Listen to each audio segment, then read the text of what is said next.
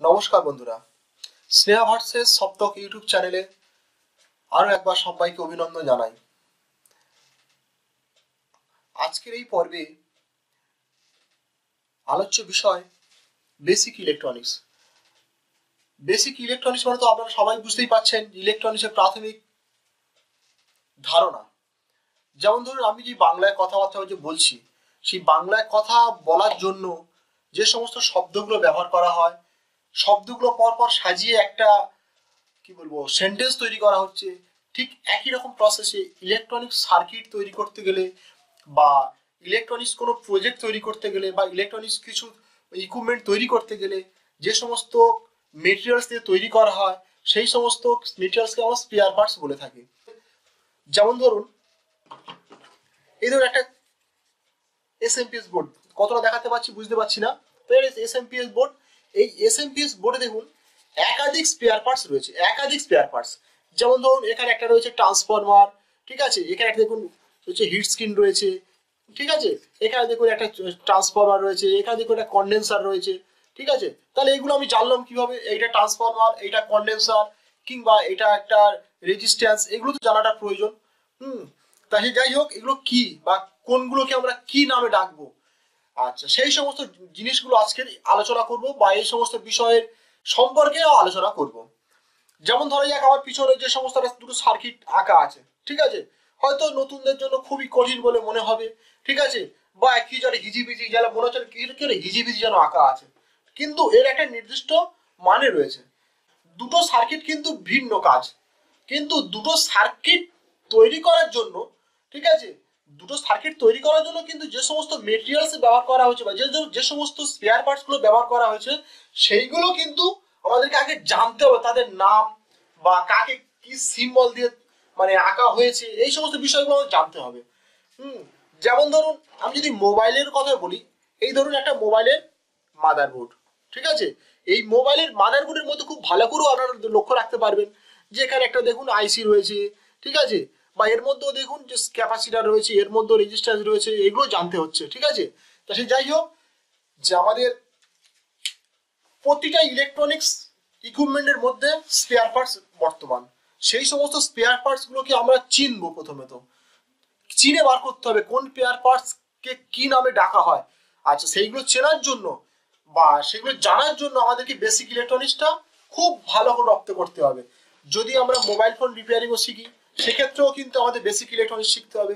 যদি আমরা tape TV রিপেয়ারিংও শিখি, সেক্ষেত্রেও কিন্তু আমাদের বেসিক ইলেকট্রনিক্স জানতে হচ্ছে। যদি আমরা ধরুন এসএমপিএস রিপেয়ারিং শিখবো, সেখানেও কিন্তু বেসিক ইলেকট্রনিক্স জড়িয়ে আছে। যদি আমরা কম্পিউটার হার্ডওয়্যার সম্পর্কে জানতে চাই, সেখানেও কিন্তু বেসিক ইলেকট্রনিক্স জড়িয়ে আছে। তবে ইলেকট্রনিক্স জগতের মধ্যে যদি আমাদের থাকতে হয় বা ইলেকট্রনিক্স সম্পর্কে যদি আমাদের কিছু জানতে হয়, তাহলে বেসিক ইলেকট্রনিক্স আমাদেরকে শেখাটা খুবই জরুরি। এই সমস্ত সার্কিটটা দেখছি, এই মুহূর্তে সার্কিট সম্পর্কে হয়তো এই মুহূর্তে আপনারা কিছু বুঝতে পারবেন না, বিগিনারদের জন্য বলছি, যারা মানে খুব মানে নতুন, খুব নতুন, ঠিক আছে, তাদের জন্য বলছি, খুব যেন কঠিন কঠিন মনে হচ্ছে, কিন্তু খুবই কঠিন না।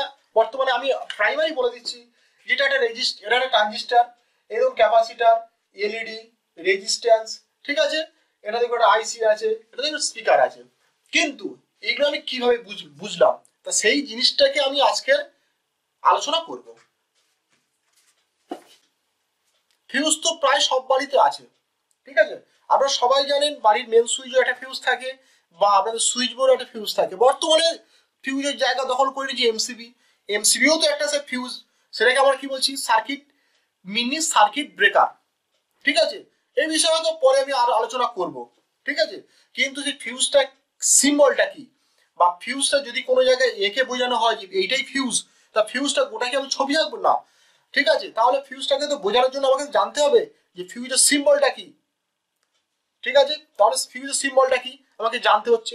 যদি সুইচ করি, সুইচের সিম্বলটা কি, দেখা যাবে কন্ডেন্সার যদি আমার আছে, কন্ডেন্সারের সিম্বলটা কি, ঠিক একই রকম প্রসেসে খুব ভালো করে কিন্তু এগুলো ফলো করতে হবে। বেসিক সিম্বল, বেসিক ইলেকট্রনিক্সের সিম্বল, সিম্বলটা যদি আমরা ভালো মতো মনে রাখতে না পারি বা যদি না আমরা জানি, তাহলে বেসিক ইলেকট্রনিক্সটা আমাদের কাছে অধরা থেকে যাবে, ঠিক আছে। তাই পর্দার ওপারে যে সমস্ত বন্ধুরা আছো, খুব ভালো করে যদি ফলো করো আমাকে, তাহলে আমি আশা করব স্টেপ বাই স্টেপ তোমাদের সবাইকে ইলেকট্রনিক সম্পর্কে ওয়াকিবহাল অবশ্যই করিয়ে দেব।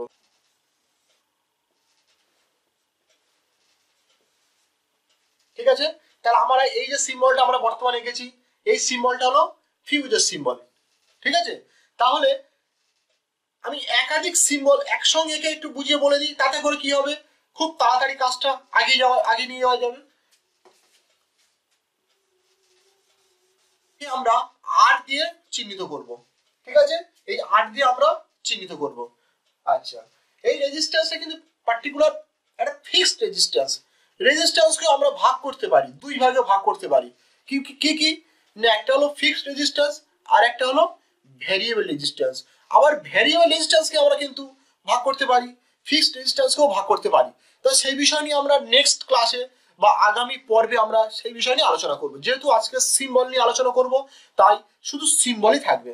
ঠিক আছে, তাহলে এটা হলো আমাদের ফিক্সড রেজিস্ট্যান্স। ফিক্সড রেজিস্ট্যান্স, ঠিক আছে, তাহলে রেজিস্ট্যান্সটাকে যদি আরো একটা ভাগে আরো একটা করা যায়,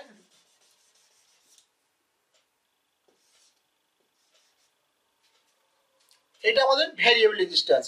ঠিক আছে, তা ভ্যারিয়েবল রেজিস্ট্যান্স যদি এটা হয়, তাহলে আমরা এটা ভিসি বা ভিসি ভলিউম কন্ট্রোল আসতে পারে, কিংবা পোটেনশিওমিটার, একে পোটেনশিওমিটারও বলা যেতে পারে। ঠিক আছে, তাহলে ভ্যারিয়েবল রেজিস্ট্যান্স পোটেনশিওমিটার একে আমরা নামে ডাকতে পারি। তাহলে যাই হোক, তার রেজিস্ট্যান্স দুটো, ফিক্সড একটা ভ্যারিয়েবল। এটা হলো ক্যাপাসিটর। ঠিক আছে, তা ক্যাপাসিটরকে আমরা কন্ডেন্সারও বলতে পারি।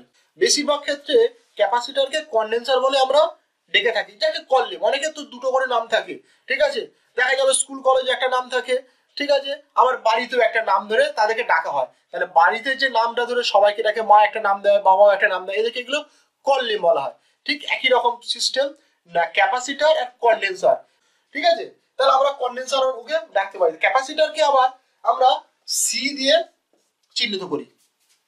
ঠিক আছে, রেজিস্ট্যান্সকে আমরা যেমন আর দিয়ে চিহ্নিত করেছিলাম, তেমনই ক্যাপাসিটরকে আমরা সি দিয়ে চিহ্নিত করব। এটা কিন্তু আমরা জানি ক্যাপাসিটর ফিক্সড বা নন পোলার। ক্যাপাসিটর আবার কি পোলার আছে, আবার নন পোলারও আছে। এটা নন পোলার ক্যাপাসিটর।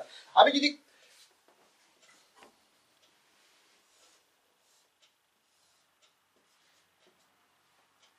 এই ধরুন এই যে সিম্বলটা আছে, এই সিম্বলটা হলো কি না ক্যাপাসিটরের পোলারাইজ, মানে এর দিক আছে, একটা হলো পজিটিভ দিক আর একটা হলো নেগেটিভ দিক। তাহলে ক্যাপাসিটরও একই সিস্টেমে নন পোলার এবং পোলার। তাহলে আমরা একেও আমরা ক্যাপাসিটর বলবো, একেও আমরা সি নামে চিহ্নিত করতে পারি, তবে এটা পোলার, এটা নন পোলার।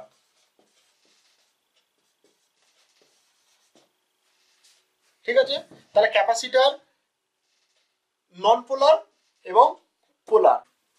হ্যাঁ, এবারে বলি একই ফিউজ, ফিউজটাকে আমরা এফ দিয়ে চিহ্নিত করব।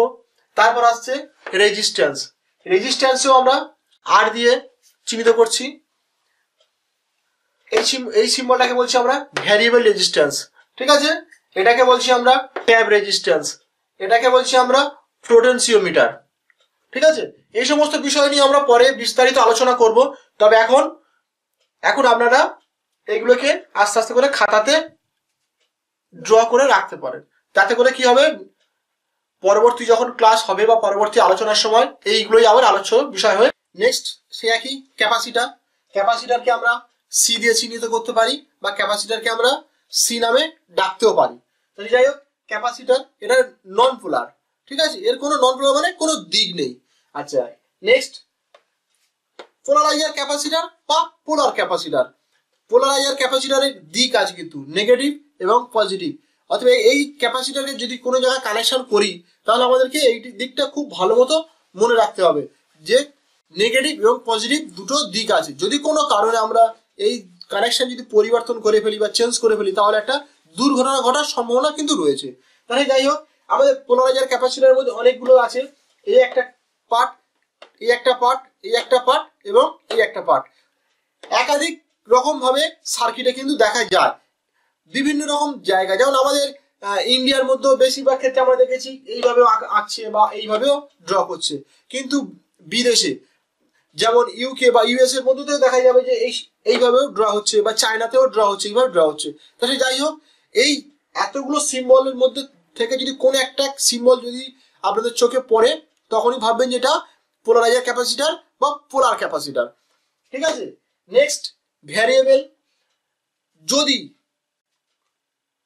ক্যাপাসিটারের সিম্বলের মাঝখান থেকে যদি কেটে তীর চিহ্ন যদি করা থাকে, তাহলেই আমরা ভাববো ভ্যারিয়েবল। একাধিক জিনিসের মাঝখান থেকে যদি কাটা ভাবে কিছু আসে, তাহলে সেটাকে আমরা ভ্যারিয়েবল বা বাড়ানো যায় বা কমানো যায়, ভ্যারিয়েবল ক্যাপাসিটার। ঠিক আছে, নেক্সট আসছে ট্রিমার। ঠিক আছে, ক্যাপাসিটারটাকেও একই কমানো যায় বাড়ানো যায়, সেই সিস্টেমটা করা যায়, এর ভিতরে হলো ট্রিমার। আচ্ছা, নেক্সট ফিক্সড থ্রট ক্যাপাসিটার। এটা আমরা খুবই কম দেখি, এটা খুব কম ক্ষেত্রে ব্যবহার করা হয়। ঠিক আছে, তবে আমাদের এই ক্যাপাসিটার কিন্তু আমাদের মোবাইল ফোন কিংবা মোটামুটি খুবই চলনশীল ইকুইপমেন্টের মধ্যে দেখতে পাওয়া যায় না, এ নিয়ে আলোচনা করব। ঠিক আছে, নেক্সট ডায়োড।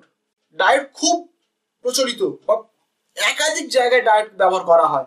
হ্যাঁ, যত ডায়োডটা খুবই ডিটেলস আলোচনা করার প্রয়োজন আছে। ডায়োড, ডায়োডের সিম্বলটা কি?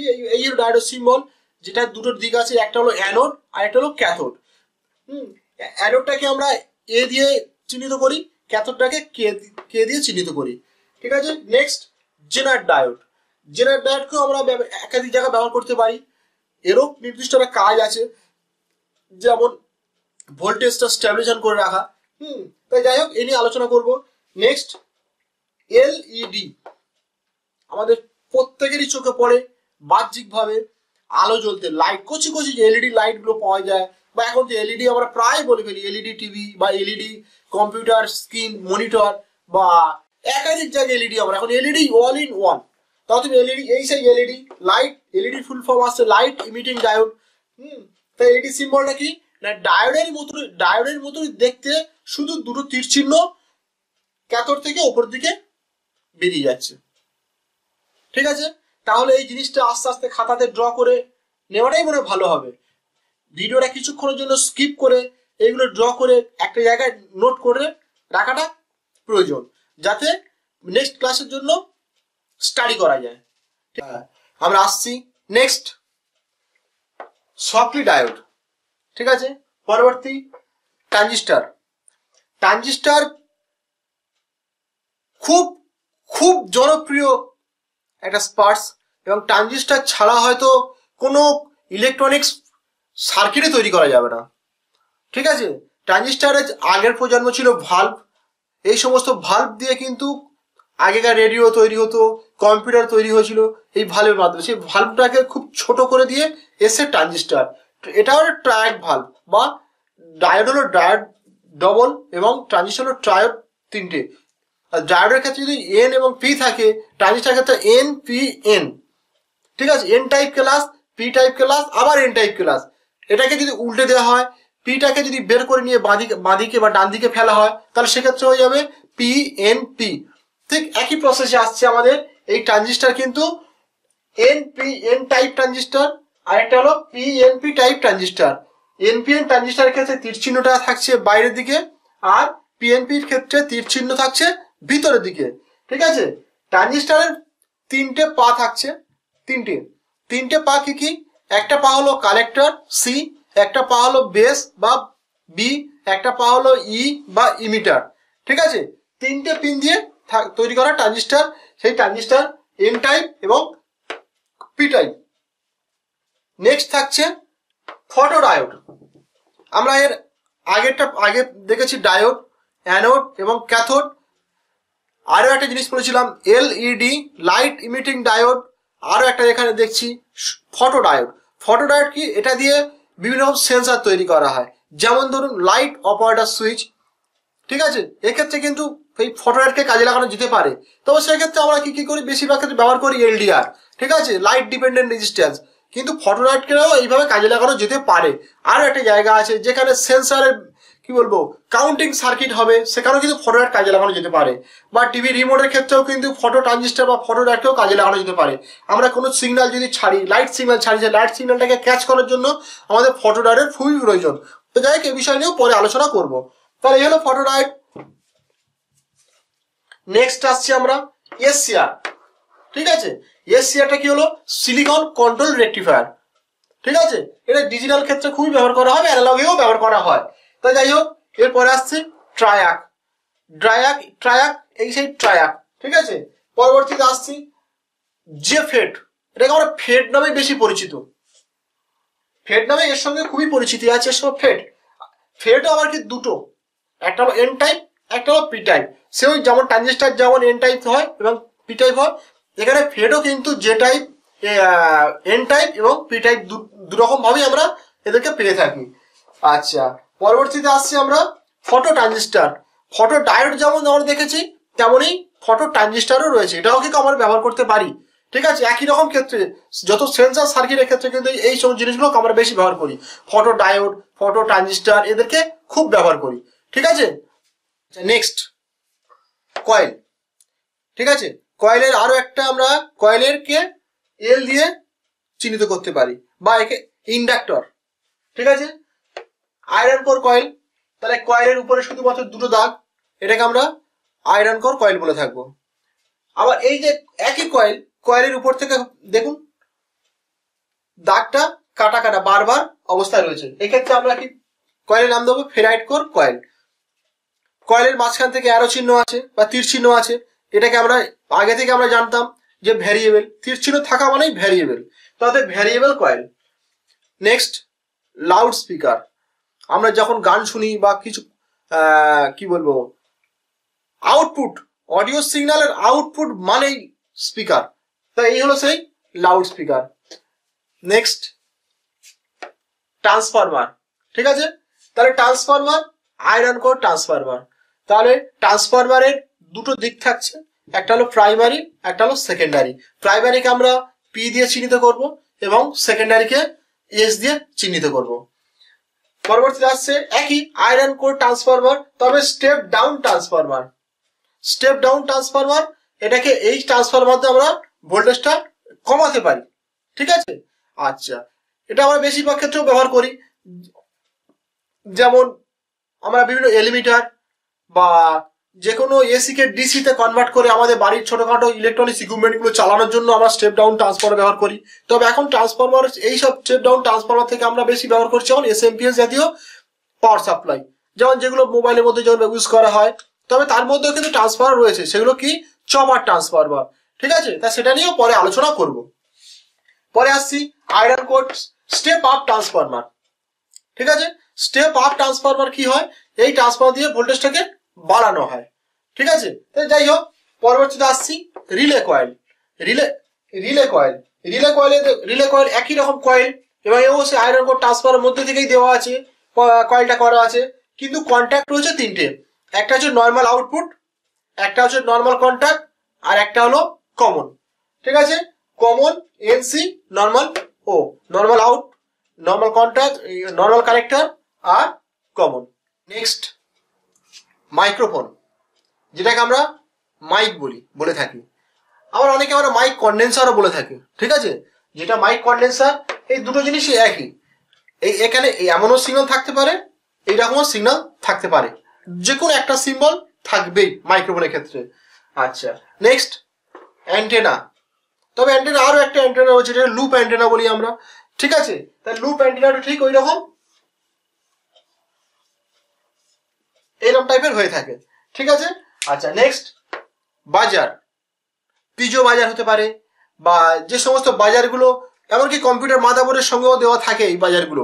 যেমন ধরুন আমরা কম্পিউটার অন করার সঙ্গে সঙ্গে সিপিইউ থেকে একটা পিক এই ধরনের আওয়াজ আসে।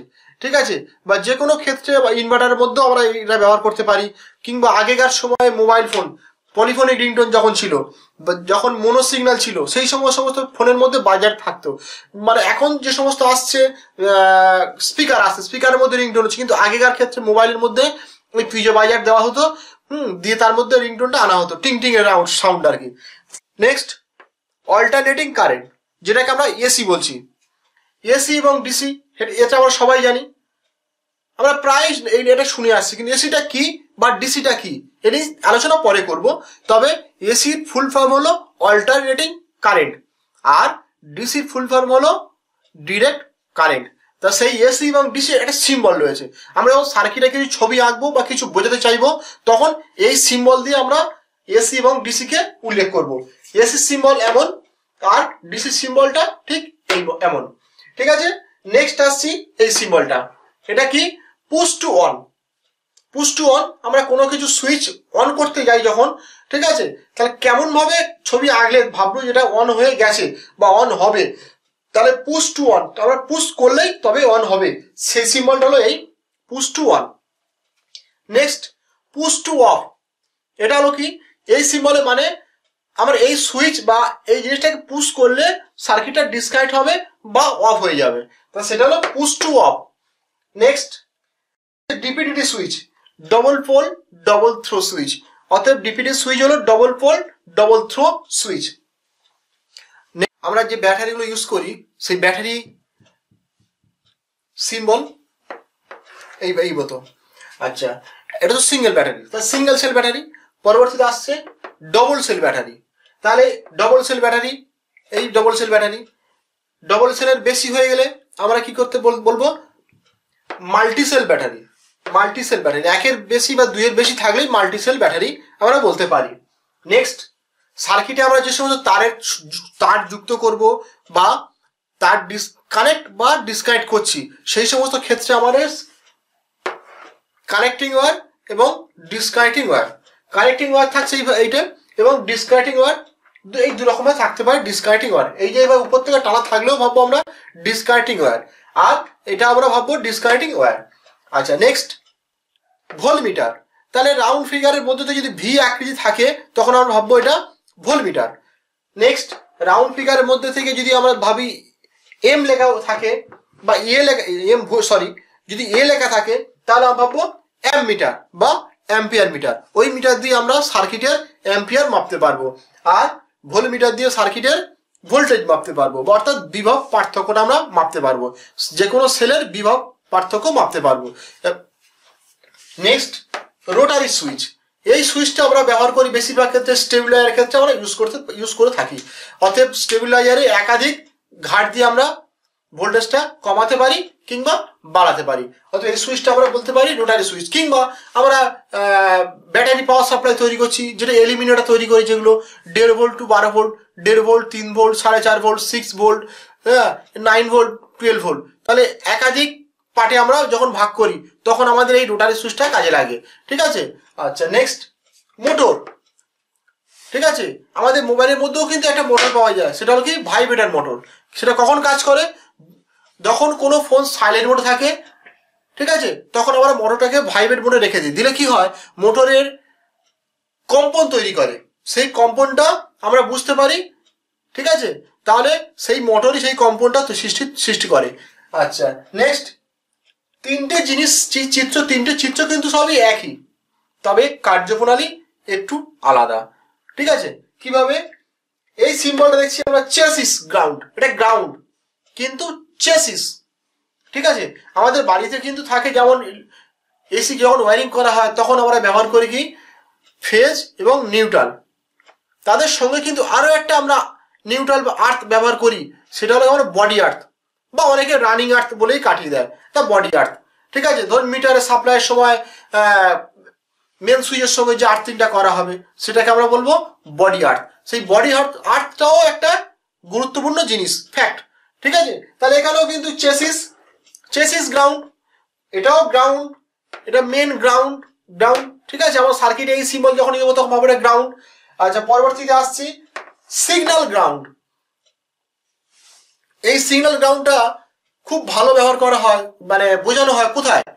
যে কোনো অ্যাম্প্লিফায়ার সার্কিটের সিগন্যাল গ্রাউন্ড করার জন্য এটাকে এঁকে দেওয়া থাকে। কারণ এমন কতগুলো সেন্সিটিভ জায়গা আছে যেখানে সমস্ত জায়গায় নেগেটিভ বা সমস্ত জায়গায় গ্রাউন্ড করলে কিন্তু হয় না, হলে হামিং আসতে পারে, সাউন্ডের মধ্যে নয়েজ তৈরি হতে পারে।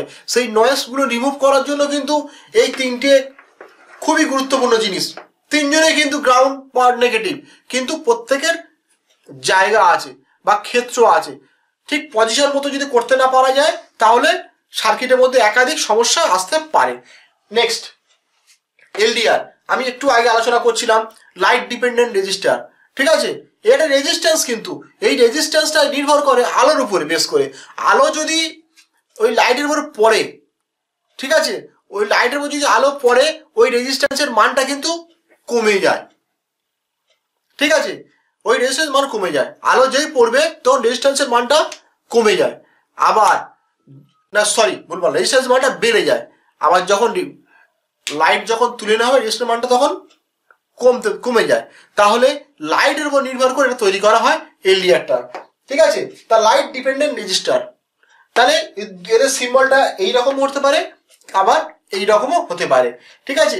এলডিআর কিন্তু এটা কিন্তু বেশিরভাগ ক্ষেত্রে সেন্সারের ক্ষেত্রে ব্যবহার করা হয়, অতএব লাইট ডিপেন্ডেন্ট তো সেন্সারের ক্ষেত্রে ব্যবহার করা হয়। যেমন ওই বললাম লাইট অপারেটিং সোলার সিস্টেমও করা যেতে পারে।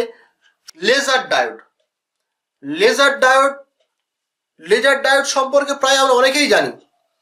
তার একটা ছোট্ট উদাহরণ, আমরা মেলায় যাই, মেলাতে গিয়েও দেখি দোকানদাররা একটা আলো মারে, লাল মতো আলো, অনেক অনেক দূর পর্যন্ত চলে যায়, টিপ হয়ে, মানে এইটুকু মতো টর্চ লাইটের মতো টিপ হয়ে অনেক দূর চলে যায়।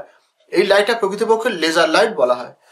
আবার সার্কাস আমরা গ্রামাঞ্চলেও দেখেছি বা শহর এলাকাও দেখেছি, তবে সিস্টেমটা আগে প্রায় ব্যবহার হতো যে সার্কাসের তাঁবুর ঠিক মাথার উপরে একটা আলো মারা হতো, সেটা হলো ছিল লেজার লাইট, ঠিক আছে। তো যাই হোক, এর পরবর্তী যে ডায়োডটা আসছে কনস্ট্যান্ট কারেন্ট ডায়োড হবে এটা,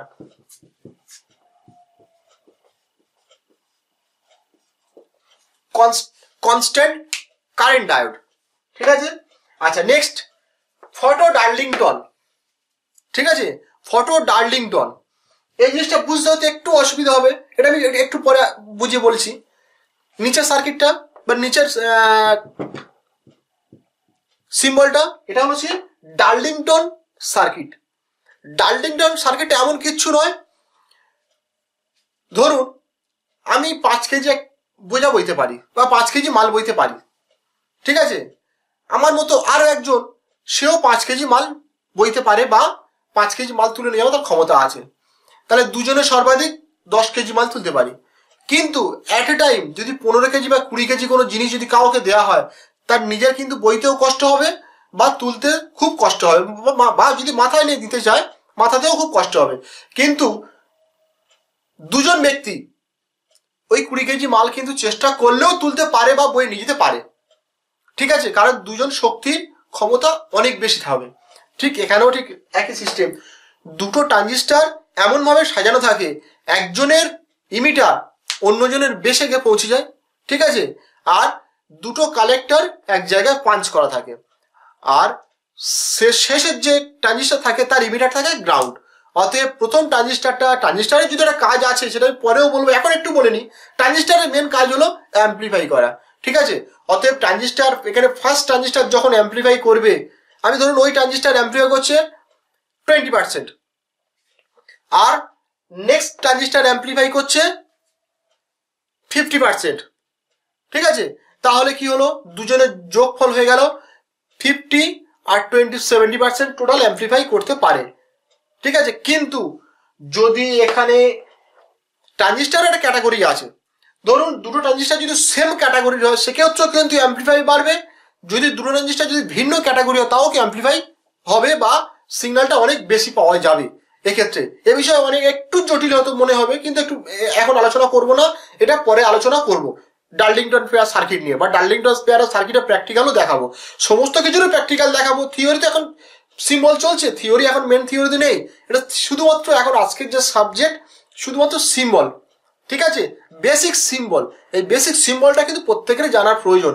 বেসিক সিম্বল যদি না জানি ইলেকট্রনিক সার্কিট আমরা পড়তে পারবো না, আর ইলেকট্রনিক সার্কিট যদি পড়তে না পারি তাহলে ইলেকট্রনিক সম্পর্কে আমাদের থিওরিক্যাল নলেজটা থাকবেই না, শুধুমাত্র প্র্যাকটিক্যাল আমরা যেটুকু আমাদেরকে বলবে সেইটুকুই আমরা শিখবো, সেইটুকুই জানবো, আমাদের আগামী দিনে কিছু করতে পারবো না, ঠিক আছে। বা নতুন সার্কিট সম্পর্কে আমরা যে জানবো সেও পারবো না, বা নতুন কিছু সার্কিট যদি মার্কেটে এসে যায় বা কেউ যদি আমাকে দেখায় বা কেউ যদি আপনাকে দেখায় যে এই সার্কিটটা কি, ঠিক আছে, তাহলে এই সার্কিটে কোনটা কি আছে আমরা তখন বলতে পারবো যে এটা কয়েল আছে, ঠিক আছে, এটা এই যে এখানে এলইডি আছে, একটা লাল একটা সবুজ এলইডি আছে, পাশে কি দেখছি আমরা এই সমস্ত কচি কচি কচি রেজিস্ট্যান্স আছে, কন্ডেন্সার আছে, এগুলো আমরা তখন বের করতে পারবো। কেন পারবো? যে আমরা বেসিক ইলেকট্রনিক্স আমরা জেনেছি, বেসিক ইলেকট্রনিক্স সম্পর্কে আমরা যে কিছুটা ওয়াকিবহল তো আমরা হচ্ছি বা হব, তখন আমরা এগুলো আরো অনেক ভালোভাবে বুঝতে পারবো। ঠিক আছে, তা একই সিস্টেম যদি আমরা মোবাইলের মধ্যে এই যে পুরোনো দিনে যদি মোবাইলের বোর্ডের দিকে দেখা যায়, এখানেও কিন্তু খুব ভালো করে লক্ষ্য করে দেখুন তো, এখানেও দেখুন রেজিস্ট্যান্স, কন্ডেন্সার, আইসি, এখানে সবকিছু বর্তমানে কিন্তু দেখা যাচ্ছে। ঠিক আছে, তা সে যাই হোক, আমরা পরবর্তী সিম্বল আসছি, এই সেই আইসি, এটা হলো আইসি। তাহলে আইসি ফুল ফর্ম আছে ইন্টিগ্রেটেড সার্কিট। ঠিক আছে, এই আইসিটা হলো কি একাধিক ট্রানজিস্টর, রেজিস্ট্যান্স একসঙ্গে অ্যাটাচ হয়ে একটা বড় সার্কিটটাকে একটা ছোট্ট জায়গার মধ্যে কম্প্যাক্ট করা হয়। ঠিক আছে, তবেই তখন তাকে আমরা বলবো আইসি। আইসি ফুল ফর্ম হলো ইন্টিগ্রেটেড সার্কিট। ঠিক আছে, নেক্সট এইরকম যদি কোনো সিম্বল দেখতে পাই কোনো সার্কিটের মধ্যে, তখন ভাববো এটা লজিক সার্কিট। ঠিক আছে, লজিক সার্কিট আবার ব্যবহার করা হয় বেশিরভাগ ক্ষেত্রে ডিজিটাল সার্কিটের ক্ষেত্রে ব্যবহার করা হয়। ডিজিটাল সার্কিটে কিন্তু তখন আমরা যখনই চলে আসবো তখন ডিজিটালের একটু অন্যরকম হয়ে যাবে, তো সেখানে সিম্বলও পাওয়া যাবে, কিন্তু সিম্বলটা গেট সার্কিটে আসবে, যেমন NAND gate, OR gate, XOR gate, XNOR gate. ঠিক আছে, এই সমস্ত জিনিস চলে আসবে। তারপর আবার যদি আবার কি বলবো ওখানে বাইনারি ফর্ম চলে আসবে। ঠিক আছে, বাইনারি, ডেসিমেল, অক্টাল, হেক্সাডেসিমেল, এই সমস্ত জিনিসগুলো চলে আসবে। আচ্ছা, নেক্সট ক্রিস্টাল। ঠিক আছে, ক্রিস্টাল অসিলেটর। ক্রিস্টাল অসিলেটর এটা একটা খুব ভালো জিনিস কিন্তু। ঠিক আছে, এটা একটা খুব ভালো জিনিস, এটা একটু মনে রাখবেন, কারণ ক্রিস্টাল অসিলেটর আমরা প্রায় অসিলেশন সেকশন, ট্রান্সমিটিং এবং রিসিভিং, অর্থাৎ ট্রান্সমিটার আর রিসিভার, এক্ষেত্রে আমরা ক্রিস্টাল অসিলেটর ব্যবহার করতে পারি। মোবাইলের ক্ষেত্রে তো ম্যাক্সিমাম দিতেই হবে, বাধ্যতামূলক থাকতেই হবে। যেমন ধরুন বর্তমানে কিছু স্যামসাং যে ফোনগুলো আছে, যেখানে দেখা যায় ক্রিস্টাল অসিলেটর যদি খারাপ হয়ে যায় নেটওয়ার্ক চলে যায়।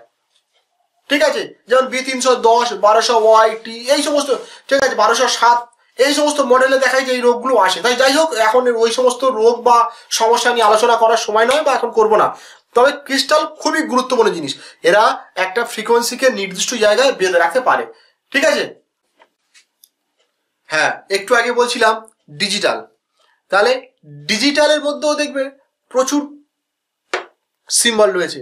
তার কিছুটা মানে কয়েকটা সিম্বল আমি এখানে তুলে ধরছি। ডিজিটাল এখানে আসছি, আগেটা যেটা বলছিলাম লজিক সার্কিট বা লজিক গেট, সেই লজিক গেটটাই অ্যাকচুয়ালি অ্যান্ড গেট। ঠিক আছে, লজিকটা হলো অ্যাকচুয়ালি অ্যান্ড গেট। নেক্সট একই রকম মাথার পুটকুলি মতো, এটা হলো ন্যান্ড গেট। তাহলে অ্যান্ড গেট ঠিক উল্টোটার মতো ন্যান্ড গেট। পরে আসছে ওয়ার গেট। ঠিক আছে, তারপর আসছে নর গেট, পরবর্তী আসছে নট গেট, নিচে আসছে ডিএসি, অতএব digital to analogue converter, DAC, digital to analogue converter, এই তার সিম্বল। পরবর্তী আসছে এক্স অর গেট। ঠিক আছে, এক্স অর গেট, তারপর আছে এক্স নর গেট, একটু আলাদা। বাফারিং করে। নেক্সট ফ্লিপ ফ্লপ, ডিজিটালের ক্ষেত্রে কিন্তু ফ্লিপ ফ্লপ, রেজিস্টার, এটা খুবই গুরুত্বপূর্ণ মানে অংশ।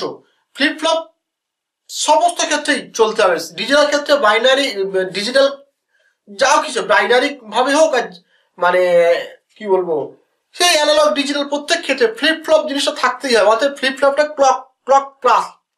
ক্লক পালস, তাহলে ক্লক পালস না থাকলে এই সমস্ত ডিজিটাল আইসিকে বাঁচিয়ে রাখা খুব কষ্টকর ব্যাপার হয়ে যাবে। তাই ফ্লিপ ফ্লপটা খুবই দরকার বা গুরুত্বপূর্ণ। আচ্ছা, এরপর আছে এডিসি, অর্থাৎ অ্যানালগ টু ডিজিটাল কনভার্টার। আগে আমরা পেয়েছিলাম digital to analogue converter, DAC, এখন পাচ্ছি এডিসি, অর্থাৎ ডিজিটাল কনভার্টার। এখানে হ্যাঁ, এবারে যেটা বলছিলাম, তাহলে এতক্ষণ আমরা সিম্বল নিয়েছিলাম, তাহলে সিম্বলগুলো আদৌ আমরা শিখতে পারলাম কিনা বা সিম্বলগুলো সম্পর্কে আরেকটু ঝালিয়ে নিই। তাহলে এখানে একটা সার্কিট ড্র করেছি, এই সার্কিটটা অ্যাকচুয়ালি মাইক্রোফোন প্রি অ্যাম্পলিফায়ার। ঠিক আছে, যে মাইক্রোফোন তো সরাসরি কোনো সিগন্যালকে দিয়ে একটা বড় অ্যাম্প্লিফায়ারকে চালাতে পারে না, বা একটা পাওয়ারফুল অ্যাম্প্লিফায়ারকে তো সে টানতে পারে না, বা তাকে চলার মতো সিগন্যাল সে বা খাবার জোগাড় করতে পারে না। ঠিক আছে, তাই মাইক্রোফোনের জন্য ফ্রি বা প্রাথমিক একটা অ্যাম্প্লিফায়ার তৈরি করতে হয়, কারণ মাইক্রোফোন থেকে খুবই নগণ্য একটা সিগন্যাল আউটপুট হয়, সেই সিগন্যালটা অ্যাম্প্লিফাই হয় এই ট্রানজিস্টার মারফত বা সার্কিটের মাধ্যমে। তা যাই হোক, এই সার্কিট সম্পর্কে একটু বলি। এই সার্কিটটাকে চালানোর জন্য আমাকে 3 ভোল্ট ডিসি ডিসি আমরা আগে জেনেছি ডিসি থেকে ডাইরেক্ট কারেন্ট। ঠিক আছে, তা 3 ভোল্ট ডাইরেক্ট কারেন্ট দেওয়া হচ্ছে, ডিসি ভোল্টেজ দেওয়া হচ্ছে। এখানে এই ট্রানজিস্টারটাকে অপারেট করার জন্য এটা সি আছে, এটা বি আছে, এটা ই আছে। তাহলে ট্রানজিস্টারের কালেক্টরের সঙ্গে একটা রেজিস্ট্যান্স দেওয়া আছে 30 কিলো ওহমস।